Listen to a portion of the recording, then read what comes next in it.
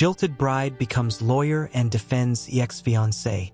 The case involves a plastic flower bouquet and a 15-year-old mystery. Hello, welcome, leave a like, subscribe, activate notifications, and enjoy this story. In the heart of New York City, a high-powered corporate lawyer's world is turned upside down when she's confronted with a case that forces her to defend the man who left her at the altar 15 years ago. As she delves deeper into the mystery surrounding a seemingly innocuous plastic flower bouquet, she uncovers a web of lies that threatens to shake the foundations of the city's elite. With her career, her past, and her future hanging in the balance, she must confront her own biases and unravel a decade-old conspiracy that could change everything she thought she knew about love, loyalty, and justice. Olivia Hartley's heels clicked sharply against the polished marble floor of Blackwood & Associates, the rhythm a staccato beat that matched her racing heart. At 38, she was the youngest partner in the firm's history, a testament to her razor-sharp mind and relentless work ethic. Her tailored charcoal suit and sleek ponytail were armor, protecting her from the cutthroat world of corporate law. As she strode into her corner office, Olivia's assistant, Jenny, hurried after her with a stack of folders and a worried expression.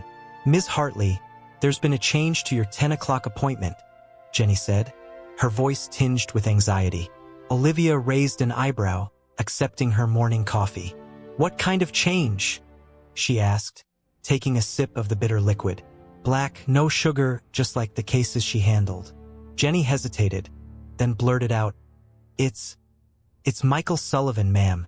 He's requesting to see you personally." The mug slipped from Olivia's fingers, shattering on the floor and spattering coffee across her Italian leather shoes.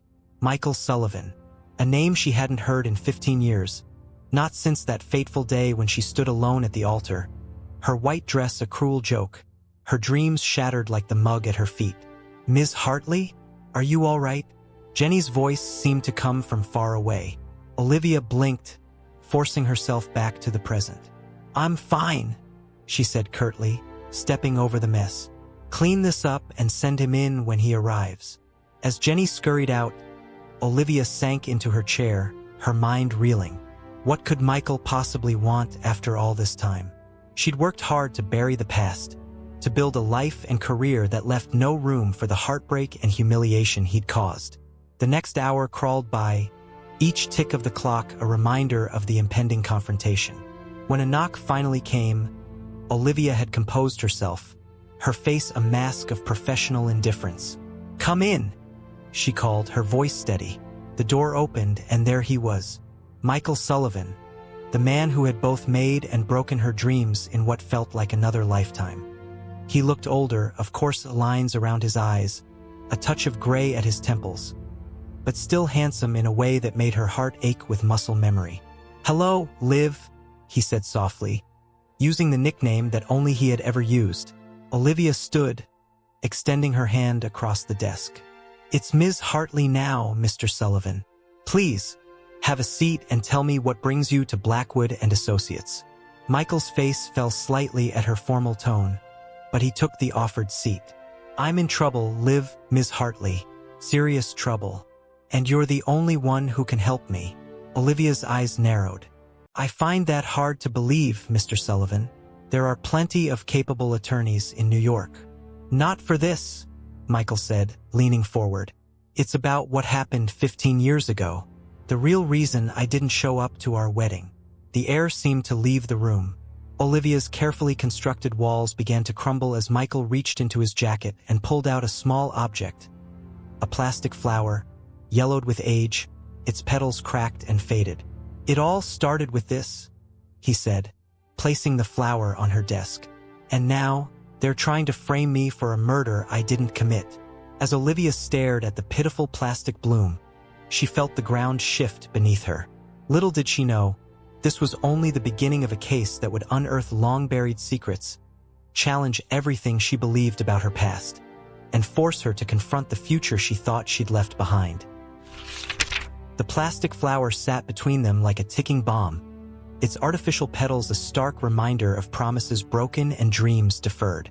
Olivia's eyes flicked between the flower and Michael's face, searching for any sign of the boy she'd once loved in the troubled man before her. Murder, Olivia finally managed, her lawyer's instincts kicking in despite the emotional turmoil roiling beneath the surface. Start from the beginning, Mr. Sullivan, and don't leave anything out. Michael ran a hand through his salt and pepper hair, a gesture so familiar it made Olivia's chest tighten. It's a long story, Liv, Ms. Hartley. It goes back to the day before our wedding, to a choice I made that I've regretted every day since. As Michael began to speak, Olivia's mind raced back to that day 15 years ago. She'd been putting the finishing touches on her vows, surrounded by the scent of fresh flowers and the excitement of impending happiness. Little did she know that across town, events were unfolding that would alter the course of both their lives. I was on my way to pick up your bouquet, Michael explained, his voice heavy with regret. But I got a call from an old friend, Tommy Reeves. He was in trouble, said he needed my help right away. I should have ignored it, should have kept driving to the florist, but he trailed off, shaking his head. Olivia remembered Tommy, a charming troublemaker from their high school days, always skirting the edge of the law. What kind of trouble? He said he'd stumbled onto something big, something dangerous. I met him at an old warehouse down by the docks. When I got there, Tommy was scared out of his mind. He shoved a package into my hands and told me to hide it, said lives depended on it. Before I could ask any questions, we heard voices coming. Tommy pushed me into a storage closet and told me to stay quiet, no matter what I heard. Michael's eyes had taken on a haunted look, and despite herself, Olivia felt a pang of sympathy. What happened next? She asked softly. I heard arguing, then a scuffle, and then Michael swallowed hard. A gunshot. By the time I worked up the courage to come out of the closet, Tommy was gone. There was blood on the floor, but no body. Panicked, I ran. Olivia's legal mind was already cataloging the potential charges: accessory after the fact, obstruction of justice, possibly even conspiracy depending on what was in that package. And you didn't go to the police? Michael laughed bitterly. With my record, a kid from the wrong side of the tracks, about to marry into one of the city's most prominent families? I was terrified, Liv. I convinced myself that if I just kept quiet, it would all go away. So you left me at the altar instead, Olivia said, unable to keep the hurt from her voice. I couldn't drag you into it. I thought I was protecting you. Michael's voice cracked. By the time I realized what a mistake I'd made, you were gone. Off to law school, building a new life. I figured you were better off without me. Olivia wanted to rage at him, to demand back the years she'd spent wondering what she'd done wrong, why she hadn't been enough. Instead, she forced herself to focus on the present. And now, why is this coming up again after 15 years? Michael's face grew grim. 3 days ago, they found Tommy's body, preserved in concrete at a construction site that's being demolished. And somehow, that plastic flower from your bouquet, the one I never picked up, was found with him. Olivia's eyes widened. How is that possible? I don't know, but the police found my DNA on the flower, and suddenly I'm their prime suspect. They're saying I killed Tommy, hid the body, and used our wedding as an alibi. Michael leaned forward, his eyes pleading. Liv, I swear to you I didn't kill anyone, but I need your help to prove it. You're the only one who knows the truth about where I really was that day, the only one who can corroborate my story. As Olivia stared at the man she'd once planned to spend her life with, she felt the carefully constructed walls around her heart begin to crack. This case could destroy the career she'd worked so hard to build, could dredge up a past she'd fought to leave behind. But as she looked into Michael's desperate eyes, she knew she couldn't turn her back on him, not again. All right, she said finally, her voice barely above a whisper. I'll take your case. But understand this, Michael. I'm not doing this for you or for us. I'm doing it because it's the right thing to do. And because somewhere out there, Tommy Reeves' family deserves to know the truth. As Michael's shoulders sagged with relief, Olivia stood, signaling the end of their meeting. I'll need to know everything, Michael. Every detail, no matter how small or seemingly insignificant. This isn't going to be easy, And if you're lying to me about any of this, I swear I'm not, Michael interrupted, standing as well. I promise you, Liv, no more lies. As he turned to leave, Olivia called out, "One more thing, Mr. Sullivan. What was in the package Tommy gave you?" Michael paused at the door, his hand on the knob. "I don't know," he said softly. "I never opened it. It's been hidden away all these years, waiting for the day I'd finally have the courage to face the truth." As the door closed behind him, Olivia sank back into her chair, her eyes drawn once again to the plastic flower on her desk. She had a sinking feeling that this case would unearth far more than just the truth about Tommy Reeves' murder. It would force her to confront the ghosts of her own past and the future she'd thought was long lost.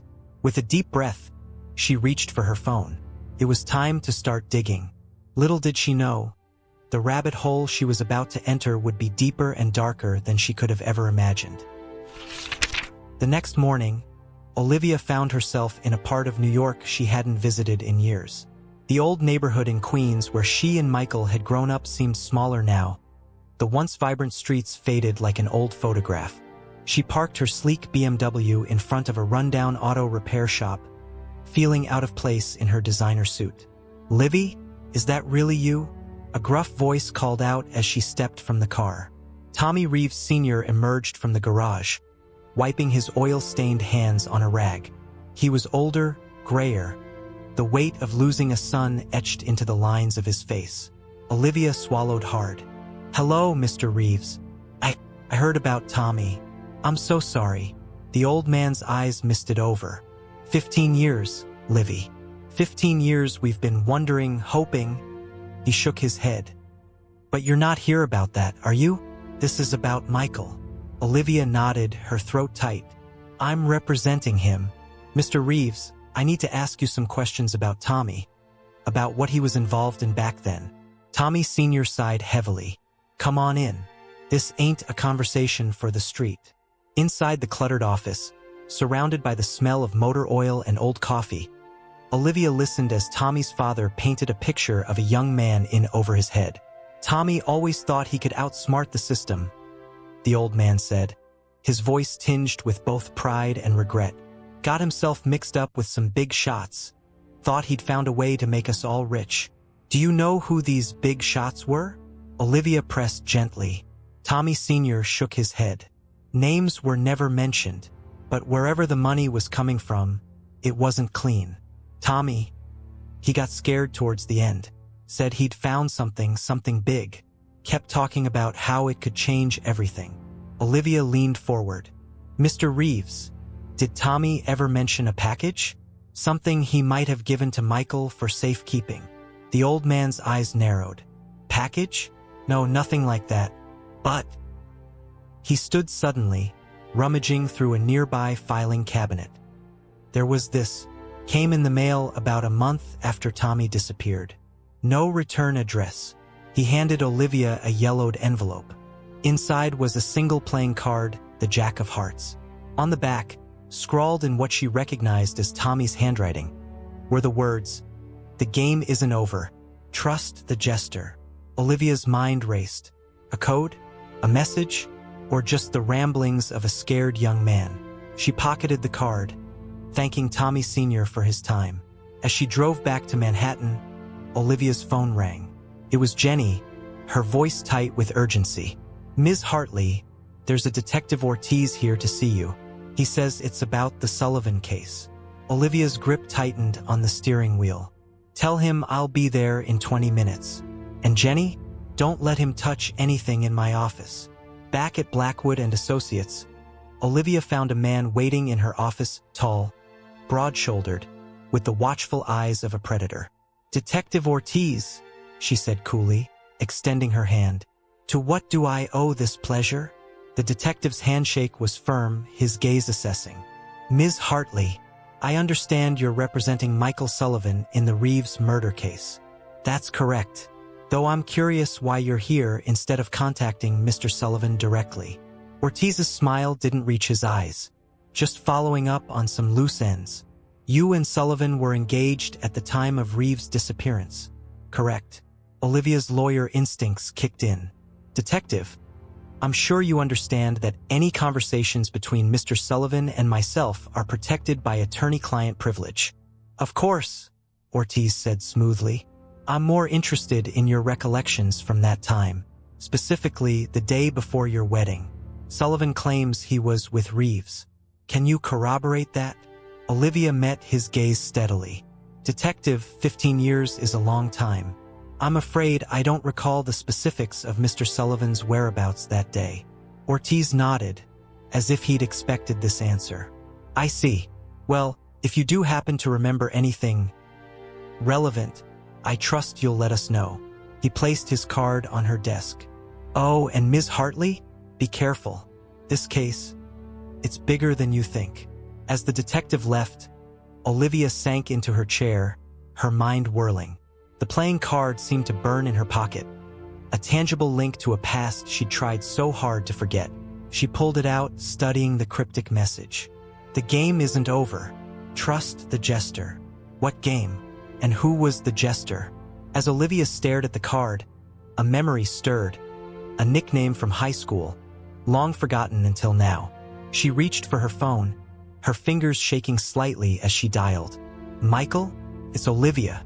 We need to talk about Danny the Jester Kavanaugh. I think he might be the key to all of this. The diner on the outskirts of the city was a relic of a bygone era, all chrome and neon, the air thick with the smell of coffee and grease. Olivia sat in a corner booth, her back to the wall, watching the door. When Michael slid in across from her, she couldn't help but notice the dark circles under his eyes, the way his shoulders hunched as if carrying an invisible weight. Thanks for meeting me, she said, pushing a cup of coffee towards him. I know it's risky, being seen together. Michael took a long sip, his eyes never leaving her face. Riskier not to. Liv, what's this about Danny? I haven't heard that name in years. Olivia pulled out the playing card, sliding it across the table. Tommy sent this to his father after he disappeared. The message on the back. Trust the jester. It has to be referring to Danny. Michael's face paled as he stared at the card. Jesus, I'd forgotten all about that stupid nickname. Danny, the Jester Kavanaugh. Always the class clown, always with some get-rich-quick scheme. And always hanging around with you and Tommy, Olivia added pointedly. Michael ran a hand through his hair, a gesture of frustration she remembered all too well. We were kids, Liv. Stupid kids who thought we were invincible. Danny, he always had connections.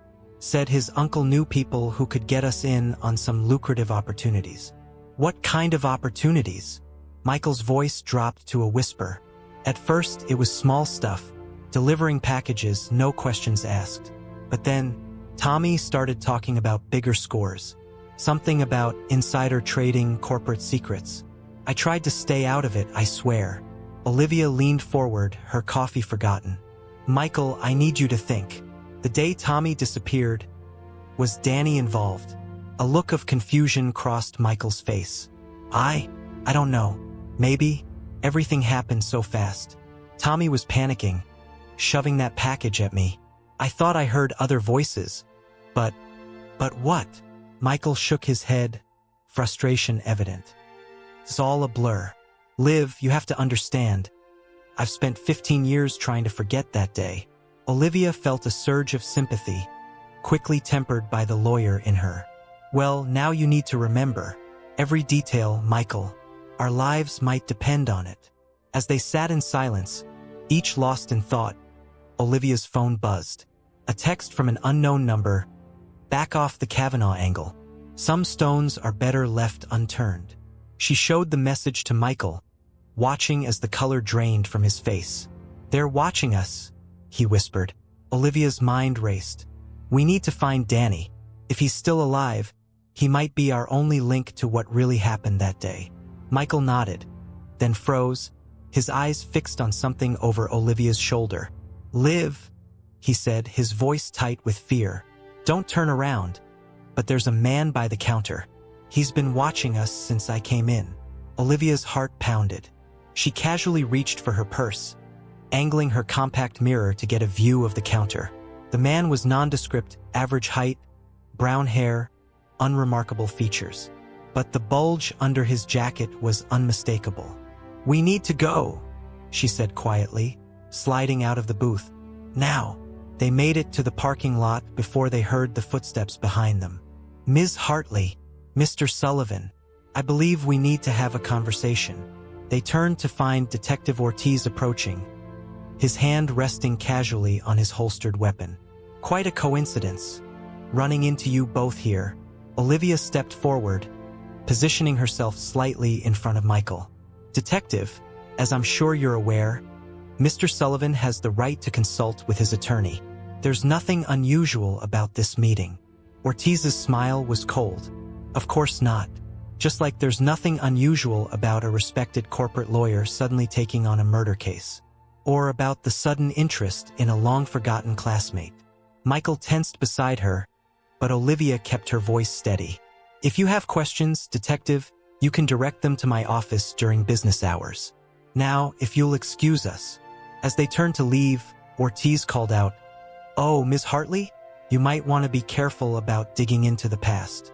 You never know what kind of skeletons might fall out of the closet, especially those belonging to Blackwood and Associates." Olivia froze, her mind reeling. What did her law firm have to do with any of this?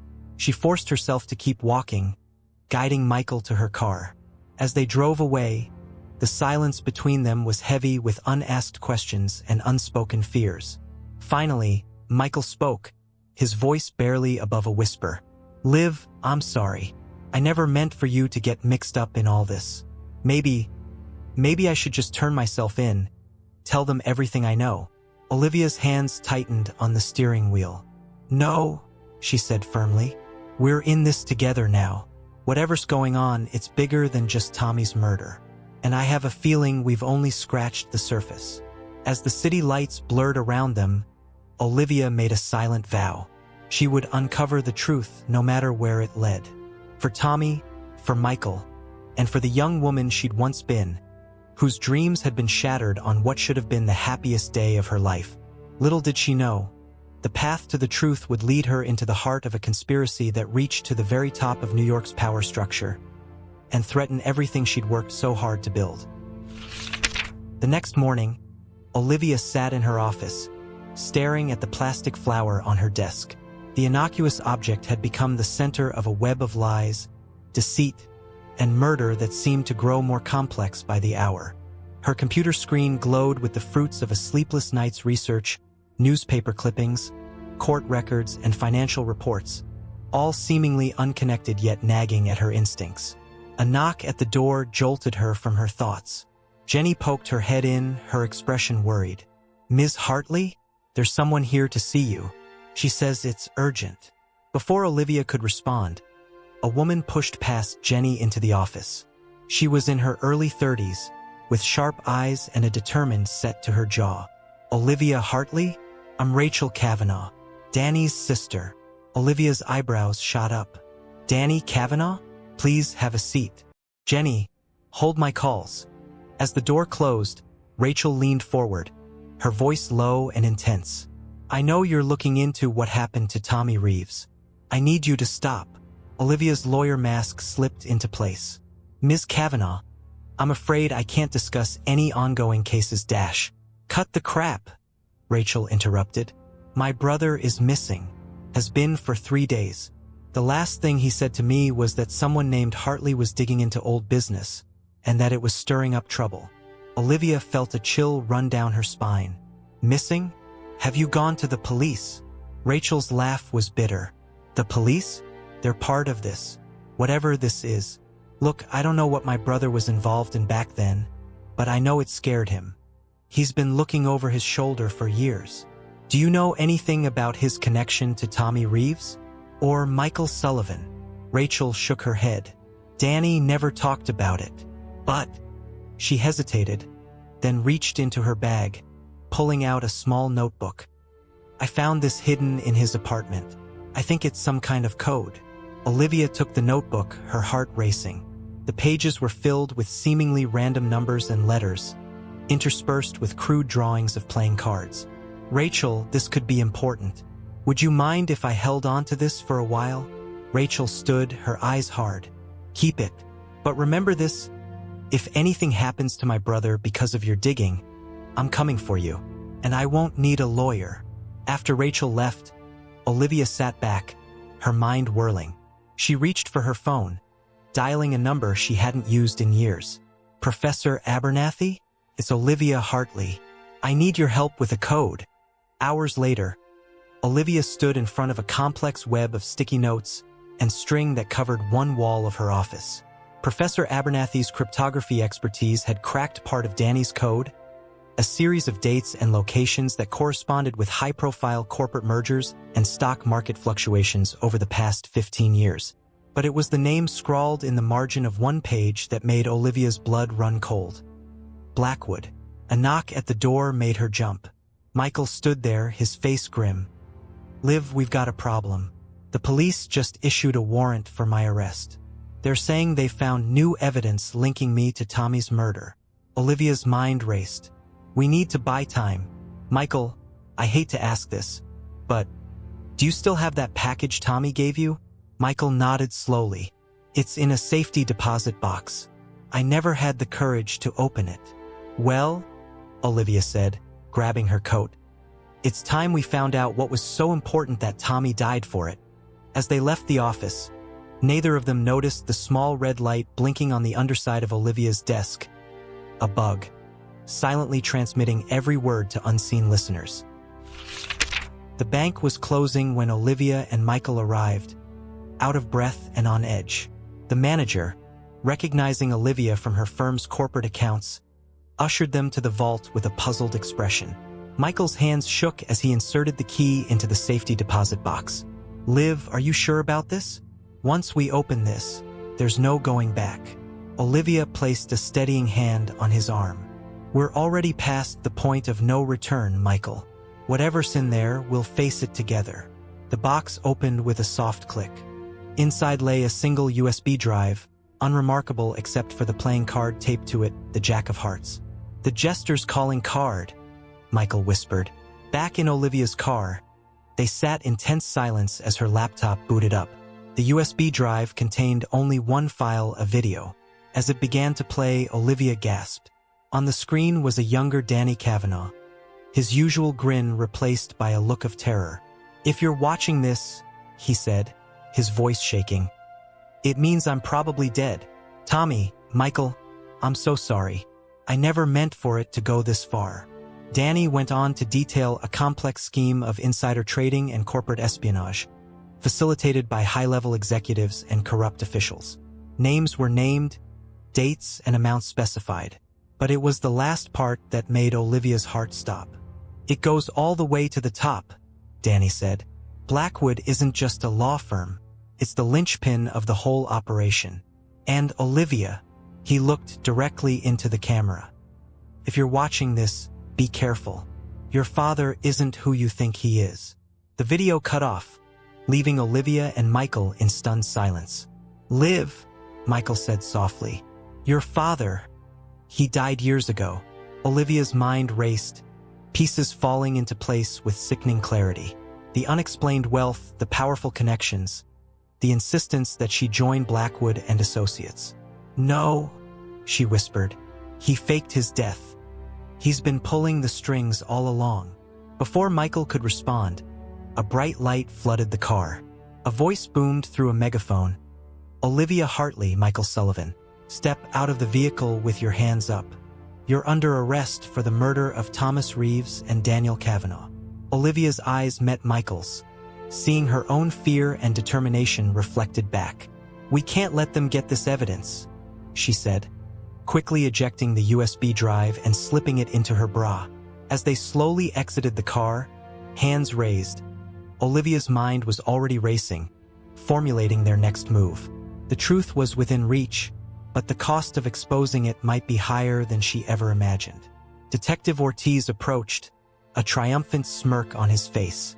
Ms. Hartley, Mr. Sullivan, I warned you about digging into the past. Now, I'm afraid your future is about to become very, very complicated. As the handcuffs clicked shut around her wrists, Olivia stood tall, her voice steady. You have no idea, Detective. The game isn't over yet. The patrol car's door slammed shut, but Olivia's resolve only grew stronger. She had started this journey seeking justice for Michael. Now she realized the stakes were far higher. The corruption ran deep, threatening the very foundations of justice she had sworn to uphold. As they were driven away, Olivia caught Michael's eye. A silent understanding passed between them. Whatever came next, they would face it together. The truth would come to light no matter the cost. Little did they know the biggest revelations and the greatest dangers still lay ahead. The interrogation room was cold, its stark white walls a sharp contrast to the darkness of the questions being hurled at Olivia. She sat straight-backed in the uncomfortable metal chair, her lawyer's mind cataloging every word, every accusation. "Where's the USB drive, Ms. Hartley?" Detective Ortiz's voice was deceptively calm, but his eyes glittered with barely contained anger. Olivia met his gaze steadily. "I have no idea what you're talking about, Detective, and I'd like to speak to my lawyer now." Ortiz slammed his hand on the table, his composure finally cracking. "Your lawyer? You are a lawyer, and you're in a world of trouble. We've got you on obstruction of justice, tampering with evidence, and now 2 murders. Start talking or dash." The door opened, cutting him off. A tall, distinguished man in an expensive suit entered, flanked by 2 stern-looking federal agents. "That's enough, Detective. Ms. Hartley won't be answering any more questions." Ortiz sputtered, "Who the hell are you?" The man's smile was cold. "Special Agent Donovan, FBI. This case is now under federal jurisdiction. Ms. Hartley, you're free to go." As Olivia was led out, her mind raced. This wasn't a rescue. It was another move in a game she was only beginning to understand. In the hallway, she caught a glimpse of Michael being led away by other agents. Their eyes met briefly, a world of unspoken words passing between them. Outside the precinct, Agent Donovan guided her to a waiting car. "We need to talk, Ms. Hartley, about your father, about Blackwood and Associates, and about the choice you need to make." As the car pulled away, Olivia felt the weight of the USB drive against her skin. She had 1 card left to play, but the stakes had never been higher. The car wound through the city, finally stopping at an unmarked building. Inside, Olivia was led to a room that looked like a high-tech command center. Screens flickered with data, and grim-faced agents bustled about. A familiar figure stood with his back to her, gazing out a window at the New York skyline. As he turned, Olivia's world tilted on its axis. "Hello, Olivia," said the man she had believed dead for over a decade. "It's time we had a talk." Jonathan Hartley, looking older but very much alive, gestured for her to sit. "I know you have questions, but first I need you to understand the gravity of the situation. What's on that USB drive? It could topple governments, crash global markets. We're talking about decades of carefully orchestrated plans." Olivia's voice was barely a whisper. "Plans? You mean crimes, corruption, murder?" Her father's face hardened. "I mean necessary actions to maintain order, to steer the world away from chaos. Sometimes, sacrifices must be made for the greater good." "Tommy? Danny? Were they sacrifices?" Olivia's voice cracked with emotion. Jonathan sighed. "Regrettable but unavoidable. They knew too much, threatened to expose everything before the endgame was reached." He leaned forward, his eyes intense. "Olivia, you have a choice to make. Join us, help shape the future. Or..." The threat hung unspoken in the air. Olivia stood, her decision made. "You taught me to believe in justice, in right and wrong. Was that all a lie?" "I taught you to see the bigger picture," Jonathan countered. "This is bigger than any one person, any one ideal." Olivia reached into her blouse, pulling out the USB drive. "You're right about one thing, Dad. This is bigger than us." In one fluid motion, she snapped the drive in half. Alarms blared. Agents rushed in. But above the chaos, Olivia's voice rang out, clear and determined. "I just sent the contents of that drive to every major news outlet and law enforcement agency in the country. It's over." As she was restrained, Olivia caught a glimpse of Michael being led into the room, confusion and then understanding dawning on his face. Their eyes met, and in that moment, a lifetime of regret and missed opportunities passed between them. The game was over, but the consequences were just beginning. 1 year later, the courthouse steps were crowded with reporters, their cameras flashing as Olivia emerged into the sunlight. The trial of the century had finally concluded, exposing a web of corruption that reached to the highest levels of government and business. Olivia's testimony had been crucial, her insider knowledge and unwavering commitment to the truth helping to bring down an empire of lies. Her father and many of his co-conspirators were facing life sentences. Blackwood and Associates was disbanded, its legitimate assets frozen pending further investigation. As she made her way through the crowd, a familiar face caught her eye. Michael stood at the edge of the throng, a hesitant smile on his face. He had been exonerated of all charges, his cooperation with the authorities earning him immunity. "Hey, Liv," he said softly as she approached. "Quite a circus, huh?" Olivia nodded, feeling the weight of the past year in every bone. "It's finally over." Michael's expression grew serious. "Listen, I know I have no right to ask, but can we talk? Maybe over coffee? For old time's sake." Olivia hesitated. There was history between them, pain and betrayal, but also a shared understanding that no one else could truly comprehend. "Okay," she said finally, "but not for old times. For new beginnings." As they walked away from the courthouse, Olivia felt a sense of lightness she hadn't experienced in years. The road ahead was uncertain, her career in law was over, her family shattered. But for the first time in a long time, she felt free. In a small cafe, away from the prying eyes of the media, Olivia and Michael sat across from each other. The years and secrets between them finally laid bare. "I never stopped loving you, you know," Michael said quietly. "Even when I thought I was protecting you by staying away." Olivia's smile was tinged with sadness. "I know, but we can't go back, Michael. Too much has happened." He nodded, understanding in his eyes. "So what now? For both of us?" Olivia took a sip of her coffee, considering. "I've been thinking about that. All those people hurt by the corruption, the lives ruined. They need advocates. Real justice. Not the kind my father and his cronies dealt in." Michael leaned forward, intrigued. "What are you saying?" "I'm saying, maybe it's time to start over. A new kind of law firm. One dedicated to helping those who've been wronged by the system. And I could use a partner who understands what we're up against." The spark of excitement in Michael's eyes matched her own. "Partners, huh? In law or?" Olivia's laugh was genuine, perhaps her first in years. "Let's start with law and see where it goes. We've got a lot of trust to rebuild." As they continued to talk, planning and dreaming, neither noticed the man watching them from across the street. Agent Donovan smiled to himself, then spoke quietly into his calm, "Operation Phoenix is a go. The seeds have been planted." He walked away, leaving Olivia and Michael to their new beginning. The game had changed, but it was far from over. And this time, Olivia Hartley would be a player, not a pawn. In her pocket, her fingers closed around a small object, a plastic flower, faded and worn, a reminder of where she'd come from, and a promise of where she was going. The past was prologue. The real story was just beginning. Thank you for listening until the end. Share your opinion about the story in the comments and let us know which character you liked the most. If this story touched you and you want to hear more, click on the next story appearing on your screen. Leave a like and subscribe to our channel so we can build a great community of people who share emotional stories together. Until the next story.